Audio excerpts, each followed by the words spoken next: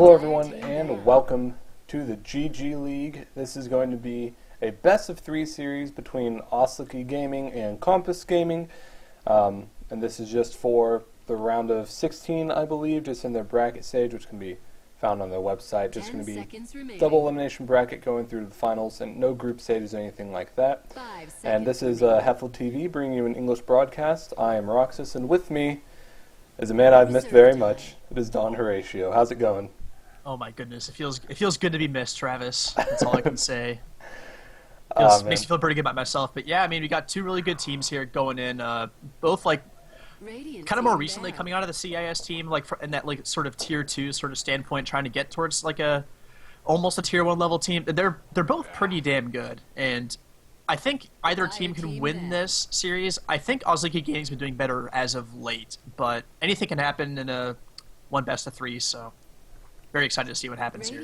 Yeah, absolutely. It's also interesting to see, like, especially you notice as teams get the better teams, the tier 1 teams, get very set in certain heroes, whereas and also their lanes. So, like, if Alliance pick Nature's Prophet, Bulldog is going to play it, and he's going to play it in a solo lane. That's just the way it is. For the same thing for Fnatic when they pick Wisp, the same thing for some other teams like Chuan when they pick Enchantress. Like, he's going to be the only one that plays it. But you see, a lot of the times it actually gets a little bit tougher just to play your opponents out because it's harder to read. People are more flexible because they aren't as set in their ways. So, you know, sometimes you can have someone else play mid. Sometimes they really will adjust week by week just to the heroes because they aren't super set in their ways to say, I have a trademark hero. And because of that, we see them prioritize the OP heroes such as Batrider, such as Invoker, such as Lycan, heroes that are just always going to be good. Yep, and apparently Tinker these days, people are first banning him day in, day out now. They just do not want to deal with that hero. And I have seen, I believe it was Jet's Tinker, I want to say, on Kompas. And it was either him or Gorik, and Gorik usually doesn't play a farming role, so I'm assuming it was Jet. And he played phenomenally. So the Tinker ban, with the current meta right now, tons of people picking it, and they have a really good Tinker player, so that's a smart ban as well, going along with the more typical Mirana, Lycan, Brewmaster bans in the first phase. Yeah, absolutely, but that does leave Invoker in the pool. That does leave a less known hero, but still pretty good if you know how to play it, in Naga Siren, Shadow Fiend as well, even though it wouldn't be picked up in the first phase. Doom he exists. Yes, he does. Unfortunately. I cannot agree with you more, but yeah, I know I've seen Jet's Invoker. It was pretty good. It wasn't like anything to write home about, but it was decent. And I think would you write home and say that he sucked? No, I'm just kidding. No, I wouldn't. I just wouldn't. See, it's not worth writing at all. I just would be like, it's all right. But I've seen Ardes play Doom too. It was all right. Like it would. Jet's the player that has stood out to me before on Kompas Gaming, so we'll have to see what hero he gets. I have a feeling he'll be the guy to make a difference here, but we'll see how it works out, I guess. Yeah, I'll also be interested if they try to secure a quote-unquote Batrider counter as well in the early stages, either Disruptor, Nyx, or Shadow Demon are the popular ones that come to mind.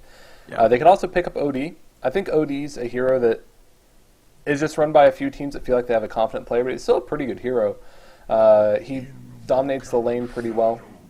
Okay, so the strategy of the caster, everyone take note, is to just name every hero, and eventually they'll have to pick one of them, and you seem like you were right. But that's how you sound like a genius. As we did mention, Invoker and Shadow Demon be coming up. So it's going to be Jet's Invoker, and the Shadow Demon as a support, great support in his own right. I remember people used to just say, like, Shadow Demon's greedy, you need a really good player to get the defensive disruptions off, Sometimes a bad disruption can just completely screw a fight for your team, things like that. And then we're like, Bane Mirana's kind of bad now because people know they can shift Nightmares, so we're going to pick Shadow Demon Mirana. And then people are like, wait a second, Shadow Demon's just good on his own. So that support is incredible and really risen to stock. But Osliki, with not a whole lot of hesitation, pick up Slark, ban out 2 counters to him in both the Bloodseeker and the Doom, whereas Kompas, they prioritize taking out the Puck. I think Puck is a very good hero. She absolutely dominates Invoker in lane, I think, if played correctly, especially an Exort Invoker that really doesn't have a whole lot of control, just besides right-clicks and Forge Spirits, which Puck can deal with, especially after the magic resistance nerf. Much easier to nuke those down. And it's also a really good tempo controller. And when you draft a carry, such as a Slark, and then two tempo controllers and a bat, Slark's not a sit around and farm carry. He's a get my drums, maybe get my Shadow Blade and go kill people sort of carry. That can just be really difficult if you want to get a greedier sort of draft, especially if you're going to be behind in the laning phase, assuming that Puck gets the better of Invoker in the middle lane. Yep, pretty much. And yeah, I agree with that. And yeah, you mentioned Osliki banning out the Silence Heroes, really the only things that can help really deal with Slark tremendously well, because he just dark packs everything else off because he's a real pain in the ass sometimes. But Trine can be the last ban from Kompas, and well, they've got the carry position. They've got the Puck ban. I mean, it does make sense in context, but they had the first pick, and I've seen Goric play this hero a lot, but they do decide to ban it instead of going for it themselves. They must have something completely different up their sleeves. And yeah, Goric typically plays a Puck, a Blink Initiator style sort of hero. Bad Rider is something we've seen him do too. So Centaur is in the pool. Go for. Yeah, there is a Centaur, and the Centaur Invoker combination is not as good as it used to be, but Shadow Demon Centaur is good in its own right, because it's just, if you just stack up Soul Catcher and Double Edge on top of each other, it's just absurd. Not to mention Sunstrike. Yeah, that's the thing. You almost don't even need Sunstrike half the time, and then you have that to finish it off too. It's ridiculous. But Sand King going to be the pick. Probably one of my favorite supports still, and he'll find his way into the game. Yeah, not to mention that's also a stun that you can ground target against a Slark that's going to have Shadow Dance. So I think that was also important to pick up, as opposed to someone like a Vengeful Spirit or Bane or someone like that. That makes sense for the Sand King. Not to mention, looks like they're going to only be going for something a bit greedy. I just can kind of tell by the bans, as far as the Treant Protector and the Puck ban, kind of make a lot of sense. As far as those are heroes that can kind of punish greed in different ways. Puck is just going to come and kill you, whereas Treant Protector allows the other team to just out-greed you with living armor on the towers and that map control. So, good picks here. I think Osliki, I think an AA looks pretty good just on paper with Batrider, especially, and Slark. And Ice Blast coming in almost make sure that pick-off is guaranteed. Not to mention just the synergy as well with Slark in general, who has pretty poor attack speed anyway, so the Chill and Touch buff doesn't really make that big of a difference to him in the laning phase. It's a way to check Roche as well. I don't know. I just like AA as a support in general. Yeah, it's strong. Like, there's really no other tremendous way to put it. It just works well in conjunction with other things. And Disruptor, they still can go for the AA here on top of that if they want to. It'll leave them a bit lacking in hard disable, because all they have is Lasso and Pounce. But I always like having at least one stun among your supports, but that's just me because I'm a terrible player and I like stuns because they're easy and simple to understand. You click on the dude and he stops moving.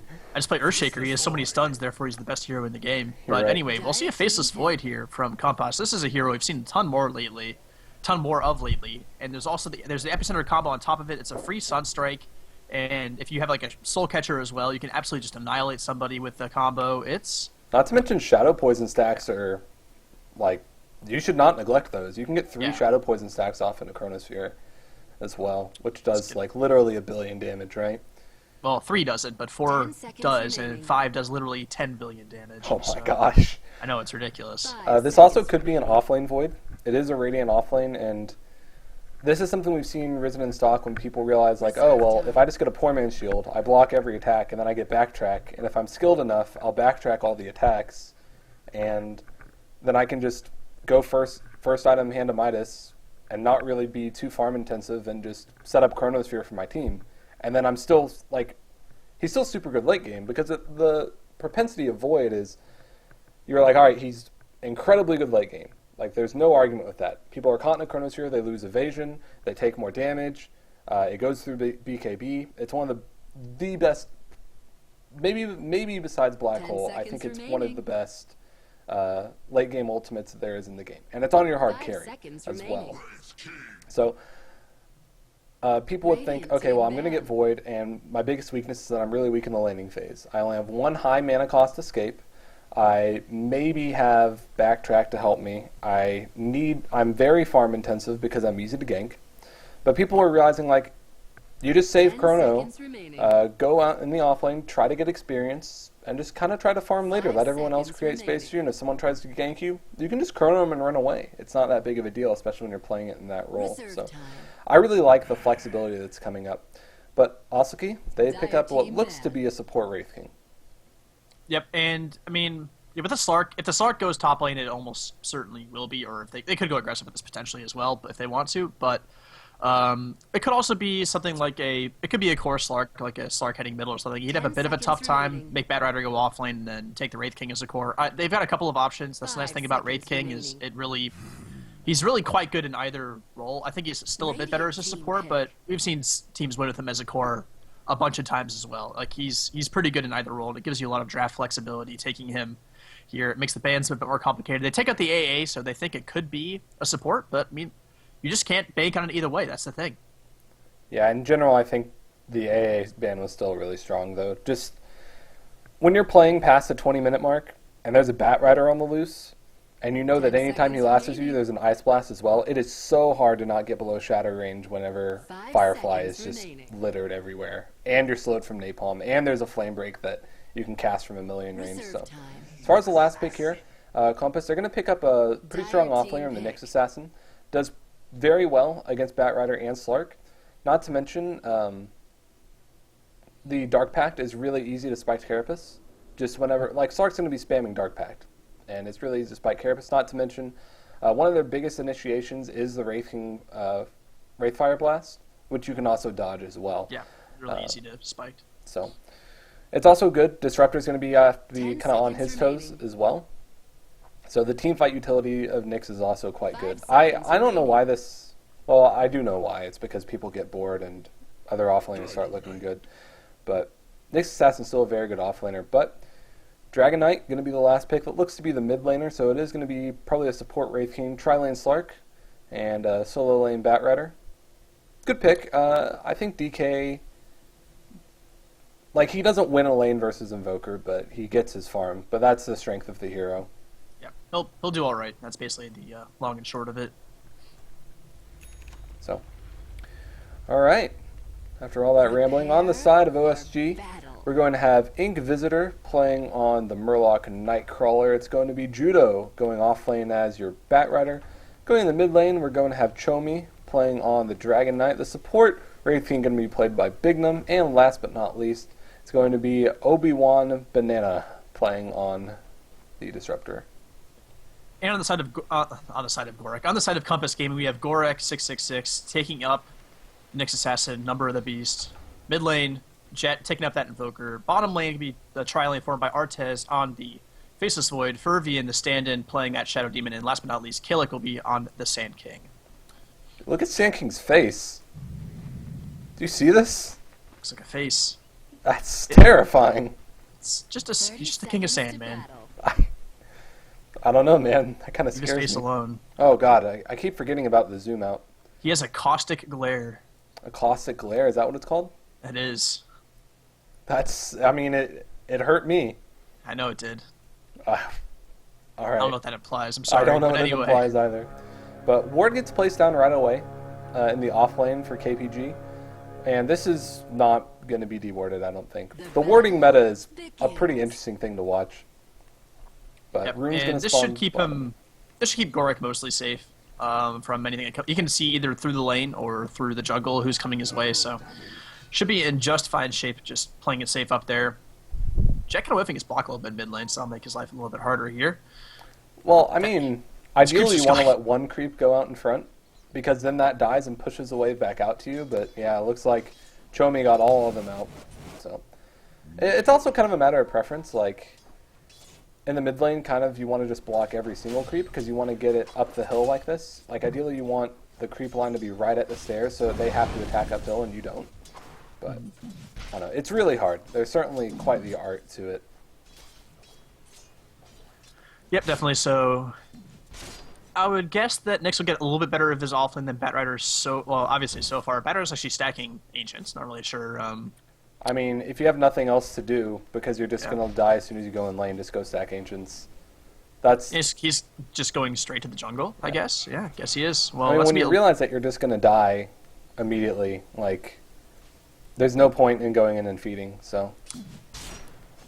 Sure enough. But yeah, well, we'll see. I mean, he jungles very, very slowly at level 1. It's going to be it's gonna be tough for him. That's basically all I gotta say about that, I guess. All right, well, we'll see him in like 30 minutes when he finally. Yeah, he wishes he was on the Radiant team right now. Yeah, Radiant offlane's pretty good. It's pretty easy. Like, look at Gorik's just chilling out, man. He's just sapping Polixby. He doesn't care. He even gets a tango from these trees that are kindly growing in oh the my water. Gosh, that's not even a word. Kindly provided on the low ground. I expect nothing less from you, but anyway, sorry. You don't know. Sorry, not sorry. Wow. But yeah, so Gorik gonna get a little bit more, but I mean, neither player getting a ton out of the offlane so far, and it's gonna be pretty passive for now. I mean, I would say that Osliki Gaming are the ones who want to get more aggressive here with their supports first and try to rotate, but you could also see that from the Sand King team as well. But I mean, he's also just capable of farming stacks once he gets his Sandstorm up, so he might just be content pulling as well. It's going to be a pretty passive game for a little bit here. Yeah, I think every hero in this game just kind of wants to benefit from a passive laning, or they all benefit from a passive laning phase, so they kind of just want to sit and get last hits, just at least for the first like 10 minutes or so. So I don't. Like, you don't have someone like Bane Potom that want to just roam really early on because your kill potential is really good. I mean, Killick is going to farm really quickly, faces Void. He wants to go for his hand of Midas. Also, Shadow Demon, a hero that certainly wants his levels. He benefits very greatly from that. And then, Slark.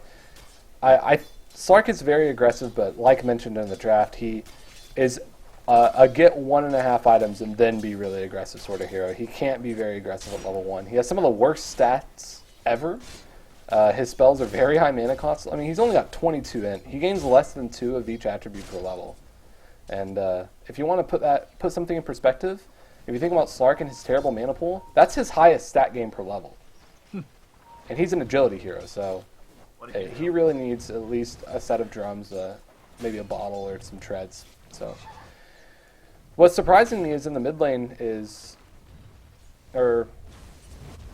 what I was going to say is that Jet is actually edging out Chomi a little bit here with the help of the Forge Spirit, which is something I don't really expect coming out of a DK. I mean, he's edging him out. It's what you said. It's an edge. It's not like he's crushing this lane, and this is just kind of what Dragon Knight does. He just sits around. He won't outlast hit his ranged opponent, but he'll just chill around, get his last hits, get his XP up. He doesn't really care that much. And Forge Spirit took Disruptor down to half health. Forge Spirits are pretty annoying. If he didn't have a DD rune, he's dead. If he was at half health. So you know what the DD rune meant, right? It's the don't die rune. Oh my goodness. Well, whatever. Anyway, roaming looks like it's going to be starting off, but Jet knows that this is happening, as there was the dire sorry, there was no observer ward. That's a dire observer ward. Yeah, Jet might be dead here. He could be. He doesn't have a point in Wex. Nope. There's a dragon kill as well. Thunderstrike is there, and that was a DD rune and a glimpse. Well, they could have killed him if you didn't glimpse him, but I guess that's just a reaction you have. But I don't know what. I mean, Shadow Demon obviously wanted the defensive disruption, but there's no way he gets there in time for that. Like, not in a million years. I just, that way you can't complain, Yeah, I guess so. Like, oh, I tried, bro. But yeah, I mean. By the way, the ward I said wouldn't be dewarded. It was dewarded. That's awkward. Yeah, it is. They actually instantly committed 2 sentry wards to try to find any wards. These are actually really smart, except they wouldn't catch this one ward spot that we learned about. Oh, Gorik eating the stun. We'll take the damage because of the Spike Carapace. Oh, but does not have Vendetta yet. He's taking quite a bit of damage. There's not a second stun from Wraith King though. He'll make it out just fine. That natural regen in the Poor Man's Shield is just so good. It's pretty good. You kind of don't take damage a lot of the time. Anyway, Void is a Midas because he's just. I mean, he's just been hitting creeps, man. That's what's going to happen. That's all he's got to do, man. Yeah, as far as the Dragon Knight, he's gotten his treads. He's not really going for anything greedy himself. He's got his bottle and his stick coming out as well, so probably see him go for the casual bracer or the drums into like a Shadow Blade. Normally that's what you kind of expect. The Shadow Blade maybe not so necessary this game because normally that's just a form of initiation, and since he has such poor agility anyway, he really needs the attack speed. And the drums give you the mana pool to make sure that you can use the Shadow Blade for initiation, but they do have a Bat Rider. But it could be, he's just been a straight-up jungling Bat Rider, so. He's gonna have a very slow Blink Dagger, but He's actually gotten more than I would have expected, honestly, as far as money right now. But he's been left to his own devices in the jungle at least, so he's not too upset about that. And he hasn't gotten any mud golems either. That's been the lucky thing. Yeah. So, but Void, he's just going to be content to be hitting some creeps. What do you think he goes for here? Do you think he goes for the like Mask of Madness utility build, or do you think he just starts thinking immediate late game for Mjolnir and Butterfly, things like that? I like going Maelstrom or maybe Mjolnir and then just into an Aghanim's like right off the bat. I just like the 1 damage item and then get top Axe. lane. There's going to be the Pounce as well. Shadow Dance is going to be used. Sunstrike was there, but was off the mark. Going to be able to secure a kill on that next assassin. And I think that was just a straight up Pounce. Wraith King was not anywhere in the neighborhood, so he's trying to go leech experience off lane. Whereas Jude to hit level 5 in the jungle. He's trying not to die to these Hellbear Smashers. Oh god. He pulls it off. What a player. He did. Whereas Invoker, he's going to be going for his Hand of Midas after his boots, no Talisman. As to be expected from a Quas Exhort Invoker. Want to sit in your lane, gain levels, and just help with Sunstrikes early on. And well, Exhort Invoker scales pretty well when he gets some levels. But there's a smoke up from Bignum. It's double smoke, because the other 2 support heroes are smoked. This is so awkward when this happens. It always happens around the same time. People are like, man, I'm bored. Let's go try to kill someone.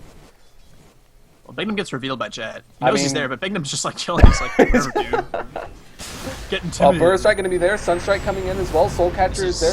Chomi, he tries to turn. He wants to get the kill on Jet, but there's a disruption defensively. That's going to be saving his hide. Jet, he actually going to get glimpsed back, and no, I can't Quas Wex. He has no points in Wex. Meanwhile, Dragon Knight, Chomi, he's bottling up. He has the Bracer and a stick as well.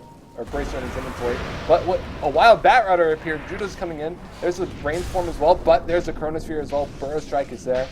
And Judo, he gets skill bashed. But now Killick, he's going to be having a tough time. He gets Great Fire blasted.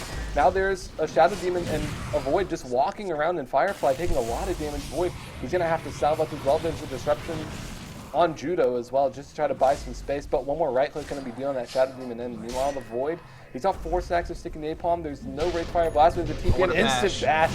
Oh, instant stun though. And Jet comes in. Oh, but he still gets the kill anyway. Secures it with the Sunstrike at the very least. Now Disruptor might be in a little bit of trouble. There are no spells. There are just right clicks from Invoker, but he right clicks very hard. The Glimpse is going to be able to send him back, but now Killick, all he has to do is get in range for a Burrow Strike. He's gotten very, very close. Very close. That word might be your end. Close. There we go. He's got it. I gotta drop this ward. With my last dying breath. I've done that so many times. Well, he wouldn't have died if he didn't drop that word. Like, I don't know. I guess, I don't know. Maybe getting that word there is important to them, but they also saw him drop it, so they could do it immediately.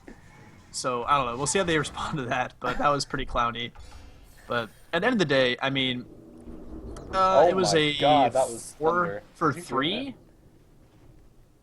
At the end of that, like, giant, like, entire map skirmish, I think it was 4 for 3. I don't know. Some people died. But yeah. In the meantime, Sinking is a blink. Got his blink. He also has picked up a smoke and a TP scroll. So normally around this time you think, okay, as soon as I get my blink, I get 1 free kill with it, because then they know that I have a blink. But around 10 minutes you should kind of be wary and think like, okay, Bat probably has a blink. Same with heroes like Puck or Centaur. Around 10 minutes you're like, okay, they probably have a blink. But Sand King at least does have his blink as well. But his free kill potential is certainly less than a Bat's. And they're already smoked with the disruptive bottom lane. He has Epicenter, man. Dude, he has 312 mana. Dude, that's all he needs. Yeah, he only needs 305. So yeah, it's fine. Just perfect. That's all he's got. He can even Sandstorm after he's just like, oh, anyway. Bottom lane, they're going to be getting the lasso as well. Static Storm's going to be committed and barely going to bring him down. No, not enough backtrack's going to be silenced, but Goric comes in. Well, he's just... All right, Goric. This defensive disruption's going to buy him a little bit of time before he dies. Yeah, that was painful. Lasso's a good spell, I've heard a few times. And yeah, the Silence Field follow-up helps out quite a bit. Burst Strike on the 2 as well, but the Sentry Ward dropped immediately. Sunstrike going to be whiffed. There's going to be the stun as well. He tries to Burrow Strike to get out of there, but the Kinetic Field is keeping him away. There's Soul Catcher as well on the Bat, and oh my god, the damage with the Burrow Strike Soul Catcher. Now Raking, he has level 6. He should not care. Well, I guess he cares. But there's a blink away from the Sand King as well. In the meantime, top lane Void went up popping. He's gotten the Chrono onto Inquisitor. He's going to get that solo kill. And he'll get a deny on the tower, I think.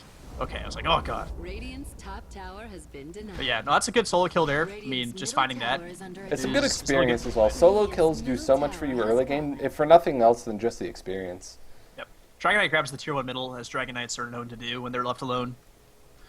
And yeah, so 8-5, 1 tower going the way of Osliki Gaming as well. It's Do you think Dragon Knight goes Blink? Because he's saving up a lot of money. I've seen it a lot recently, and more mobility is always good, but I don't know. I guess they have a Wraith King to be the frontline guy anyway, so he can go Blink and it's fine, I suppose. I'm not as big a fan of that on Dragon Knight, but I mean, I've seen it work numerous times, so I can't really hate on it too much. But yeah, well, you could, but you'd just be wrong. Oh yeah, I don't want to be wrong. That's stupid. That's the worst thing. That's the dumb thing to do.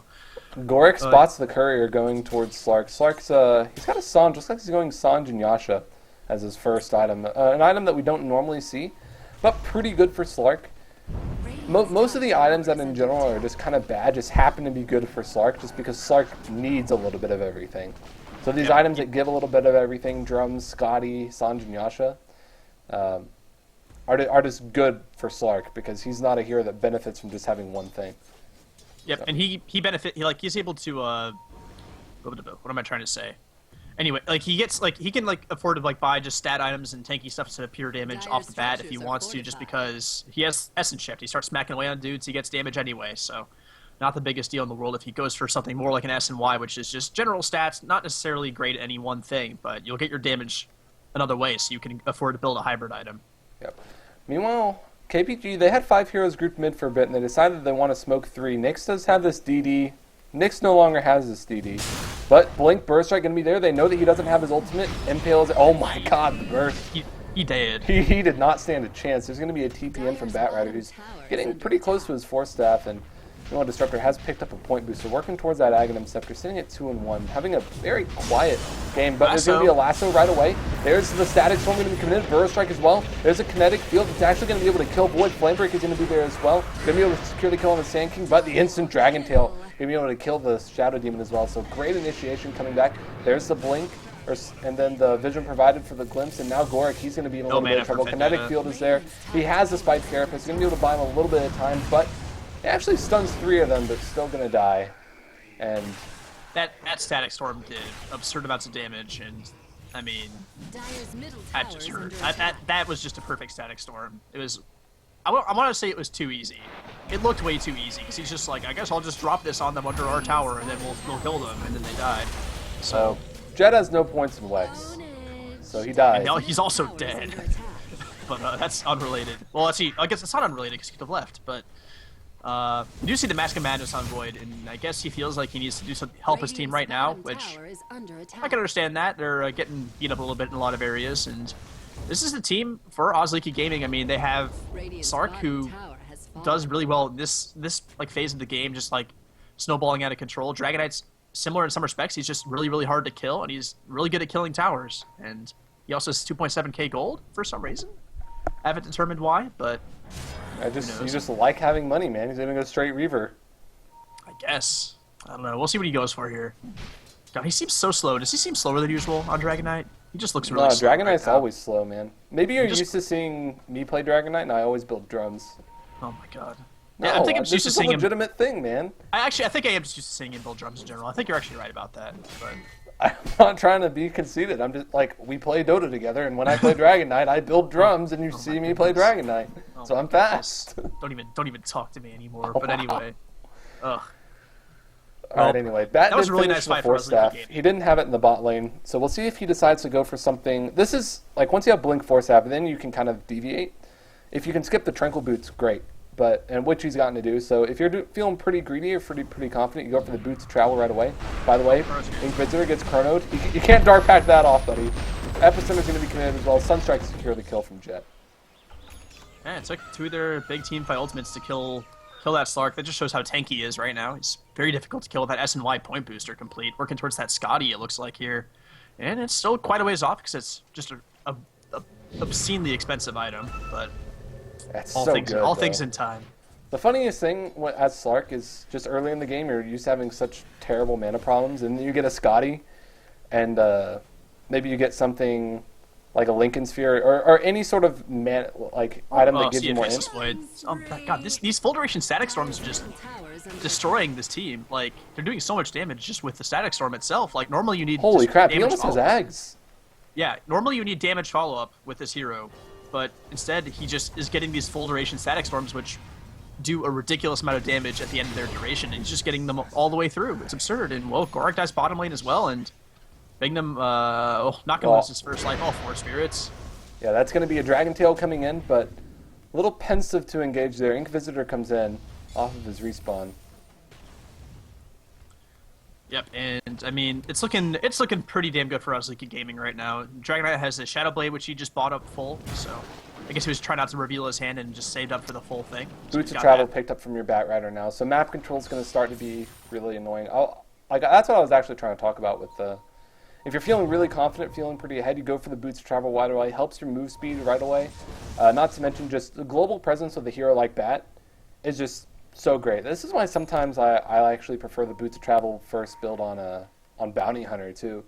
Just when the enemy team knows that you have it and knows that you can be anywhere really quickly, it makes it really difficult. So he'll probably go for the BKB next. That's what we normally see, and then after that, either the Sheep Stick, Shiva's Guard, or Mask of Madness, depending on how he feels. Or we see a lot of Bat Riders actually pick up a gem around this time as well, just because they're really good at dewarding. Oh, Ardes. Yep. Gonna be all Static Storm is there as well. Off the smoke. Flame Break so much secures the damage. kill. Yeah, that's really good. Well, Glimpse, they're going to keep going for this. He has to use Vendetta. He doesn't have Spiked Carapace, and they anticipated him moving down this way, but they weren't able to get it. Dark Pack's going to be able to clear up the rest of the wave. Bottom lane, though, going to be starting to be pushed by some Forge Spirits. Hasn't popped the Necro minions yet. I think he hasn't popped any of them yet. Wants to wait till he has the Necro 3 to start doing that. But still, that's fine for OSG. They're going to start sieging this tier 2 mid. Yep, they got a Dragon form up, so it should go down in a matter of moments. Yeah, level 2 Dragon form as well. And I mean, they're just it's just hard to fight right now. They need the Faceless Void. They absolutely need Chronosphere to take fights, but he's just getting picked off left and right. He's going for a BKB next? Or is that part of the... It could be part of the Aghanims, I guess. It could be part of the Aghanims. But I reckon he goes for the BKB just because the Static Storm is wrecking him. Well, he comes back once he Chronospheres, and, well, Obi-Wan Banana just does not care. Well, he might care here in a second, but oh, here comes the Sark. He wants to make something happen here. Gorak getting smacked around. Dragon Knight finds a double kill in the backline as well, and things are just... It's all Osliki Gaming all the time here in game number 1. Yeah, absolutely. They're just... All 3 of their core heroes are all about just like seizing map control in the mid game. With their Why did Faceless Void just drop his Stout Shield for no reason? I wouldn't be able to tell you, man. Well, alright. Do they have a gem? They don't have a gem. I don't know. He just decided he gave up on shields, man. He's like, this shield blows. I mean, now it's not even helping. Well, Chomi's shield belongs to Disruptor. God, this is awkward. Yeah, he also has pinging him. Is like, want to give me something? I don't know. But the important thing now is that the Aghanim Scepter is now done for your Disruptor. At 20 minutes, your 4-position Disruptor has his Aghanim Scepter. That's how just well like winning all these going. fights and getting all these towers, man. It's like, you don't think of Disruptor as like a... You can see just like right at the 12-minute mark or so, just as, like right in the EXP and gold graph, right where it started getting down when all the key items came out. The bat. If you look at the XP graph, that one part where it went from 0 straight down, like it started going down. Lasso going to be on the Sand King as well. He's going to be coming up to the high ground, Wraith Fire Blast, but Flamebreak going to be putting him back down to the low ground. Defensive Disruption going to buy him a bit of time before he dies. There's the Ice Wall to try to buy a bit of space, but Shadow Demon, he's going to get blitzed back. He's going to get blown up immediately. And here's the Wraith King. He does have his ultimate. Now he doesn't have mana. He didn't use his stick charges, but tower goes down anyway. Last will damage doing a lot to Chomi. But he's fine. He's a Dragon Knight. He has 3k gold as well. So he can even go for damage if he wants. Daedalus is kind of what we're used to seeing on a Dragon Knight. But top tower was getting pushed by your Invoker. This is I mean, Exort, Necro, Invoker is very strong. You have a lot of physical damage. But I just really don't like the lack of team fight, man. Because like he just kind of has to split push. And if he's not around to just right-click people, maybe throw out a Deafening Blast or a Meatball, like or Sunstrike, what do you really have besides Chronosphere and Epicenter? Like, where's your team fight? They're completely reliant on a good Chronosphere at this point in time. That was also kind of what they were banking on from the start too. I mean, in this phase of the game, before Evoker gets past level 16, I mean, Chronosphere is all they have for actual control. That's like the perfect Burrow Strike. But I mean, the thing is, when you have a Bat Rider on the team, you're the one dictating the pace more often than not. So it just, I mean, I don't know. Bat Rider's so good. Like, he's so good when you're like sieging towers because you just Firefly around, you knock down the trees, you just sit there, and if they even approach the tower to defend it, you just blow them up. So it's not a whole lot else they can do, and I mean, net worth's not a pretty thing to look at. And I mean, I go back to that one. Things were decently even until that tier 1 bottom push that Kompas attempted, and then there was that like 3-man Static Storm underneath the tower that just was a 4-man 4-for-none trade. And that's just kind of when the snowball just got completely out of hand for Osliki Gaming. I mean, they could have potentially been in the lead already at that point, but it was having that 4-for-0 fight happen against the snowball team was just something Kompas couldn't afford to let happen. They got a little greedy trying to take out that tower with a not great tower-taking team. Yeah, I think the real story here is just the supports are so underleveled. I mean, the net worth on your Shadow Demon is less than 1,000. This guy is 700 HP and he's level 7. Sand King... Shadow Demon, I mean, yeah, sorry, go ahead. Sand King has more net worth than their offlaner and the Nyx Assassin. And then Faceless Void, like, compared to Disruptor is a big story as well. Yep. They didn't even get the tower denied top, so get owned sons. But, yeah, he actually got the stun on the Necronomicon Warrior. And he takes the last will damage like a man. Hey, man, it's 200 gold. I'd take that every day. Well, I mean, it was funny because Judah was like, I can't... Oh, it's Sunstrike! Oh, it was worth firing. Funny. But yeah, it's just like, yeah, I mean, Shadow Demon doesn't really need the levels too much, but I mean, you want to get max Soul Catcher at some point. You want to get max Shadow Poison. You just don't want to be the Squish Lord, really. Yeah. Him being really low does suck, but I mean, it's... Like, they just didn't really utilize him in the... I feel like Shadow Demon is best when you utilize him in the early game in some... Not necessarily like it doesn't have to be a Mirana combination, but in something like they should have been a bit more aggressive. They did Smoke Gate middle eventually with the Sand King, and I know you want to farm with the Sand King and be greedy, but the Shadow Demon doesn't do much without a partner in the early game. He just sits around sapping XP and not accomplishing a whole lot, and that happened very, very badly at the start of this game. I mean, he just found nothing to do until that one mid lane fight, and even when that, like even mid lane once when he ganked there, they ended up getting turned around on, and they lost that fight. So. It's just, there's not a whole lot for him to do this game. The other thing, too, is now the map control is going to be completely gone because, well, you have a Slark who can use the passive from Shadow Dance to find out where any wards are. And you have Disruptor who bought a gem. And Artis, you have why? Bat Rider. That is a game-losing item, Artis. Wait, what? He bought a BKB against a Bat Rider and an Aghanim's Disruptor. I mean... On Faceless Void. I don't know, Kev. I mean, I don't think it matters what he gets at this point, but I think an Aghanim's would have been better. Because Chronosphere is your only way out here, and I mean, you're not going to live through a Lasso Static Storm anyway, so if that happens, you might as well just, it's whatever, but I don't know. It's kind of like a damned if you do, damned if you don't sort of thing. Yeah, I think getting more HP getting the more stats from the Aghanim's would have been more effective at keeping him alive than a BKB at this point. Oh. Roche is going to be taken here with the DD rune on Chomi. It's run out now, but Ink Visitor is going to have his Aegis. Also, he's going to be the one carrying the gem, not the Bat Rider. So if he just knows where any wards are, he's going to be able to get them. Sunstrike going to be on the mid lane. Actually, it's going to be able to pop the Wraithing ultimate, but he is level 11. Yeah, it's not the biggest deal in the world. I mean, obviously, it's not great to have that down for 160 seconds, but... Is that what the... Okay. What? That was a fast Ethereal Blade. Oh, on Bat? Yeah. Yeah, I was wondering why he was doing that. I didn't really get to comment on it yet, but he did pick up the Ghost Scepter right away. I would have expected something like the Scythe of Ice, but he goes for the Ethereal Blade, which doesn't make the most sense to me.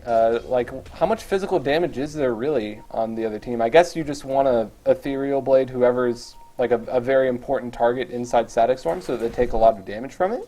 That would just destroy the Void. Like, I guess that's pretty good for that. I mean, that's what all their pickoffs and a lot of their kills in good team fights have been actually just Static Storm damage, which generally isn't that reliable. But this game, man, it's combining Bat Rider with the Disruptor guarantees you a perfectly aligned Static Storm kinetic field, and it's just It's been doing work. It's destiny. It is destiny. Well, Dragon Knight, not mentioned vocally, but I've been pointing it out. He did go for the Heart of Tarask, so now he's literally impossible to kill. Blade Mail is going to be done pretty soon on Bignum as well as Slark. He did finish the Eye of Scotty a while ago, so now he can start building something for damage. Let's see. He's got the Courier at the Secret Shop. We'll see what he decides to buy. And it looks like he's got a Hyperstone, so either a Molnir or an AC. I would expect to see the Molnir, just because the AC works a lot better on Dragon Knight for some obvious reasons. He needs the attack speed, synergizes really well with the Dragon's Blood armor. So, probably going to go for that. Very good item. And Invoker goes for his own BKB as well. But I think it's just too little too late, man. Like, there's too much physical damage anyway. Like, I think you need to go for the Aghanim Scepter on the Invoker instead. Maybe just get a few more spells off. Because right now there are no BKBs. No one has had to go for a BKB on the side of OSG. So your magical damage does a lot, especially when you're a level 16 Invoker. And you almost have level 4 Invokes.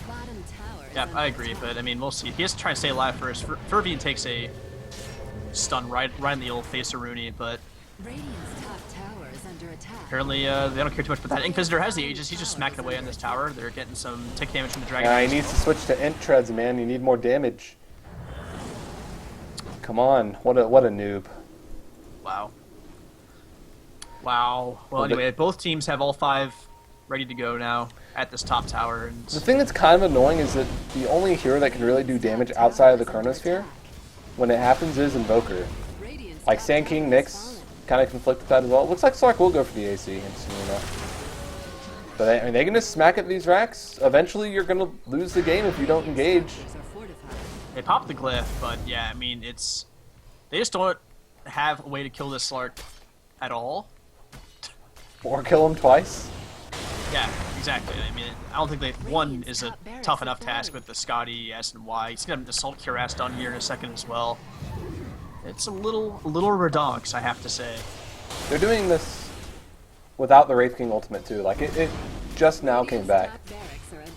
That's how confident they can't find it. So there's a Chronosphere. Goric, he's not going to be having a good time, but the Meatball comes in as well. There's a Blade Mail going to be shown off by Bignum. The Deafening Blast going to be there as well, and the Sand King going to be able to finish it over the Epicenter. Meanwhile, Void shows off his BKB, pops a Mask of Madness. The Visitor says, whatever. And he's going to go for the supports. No, he's just going for the racks. Doesn't really care. Jet, he's trying to throw some right clicks there, but Killick, he's going to go ahead and die to Judo in the meantime. Inquisitor finishes up the melee racks, cleans up the Necro minions for some extra money, takes some blast will damage, can use the Shadow Dance region if he wants to, but decides to pounce away. The Sunstrike is going to be there.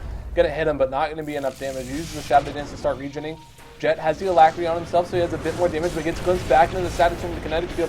Inquisitor throws a pounce there, but then there's a defensive destruction to buy a little time. Inquisitor still hasn't used the Shadow Dance, man. You're gonna die to the tower. He's an Aegis, man. He doesn't care. Oh yeah, that's right. But anyway, Killick, he's gonna die anyway.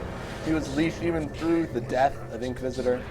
So now almost have the AC done. Pounce is going to be on the Artist as well, but there's going to be the Alacrity, Deafening Blast is there as well. Sunstrike comes in, but Shadow Dance finally used. Art's slowed, losing 14 stats. Use the Mask of Madness to get back to base. So, in the end, Aegis and Wraith King traded for 2 heroes and the Rex. And it looks like Bat will be going for the Refresher Orb.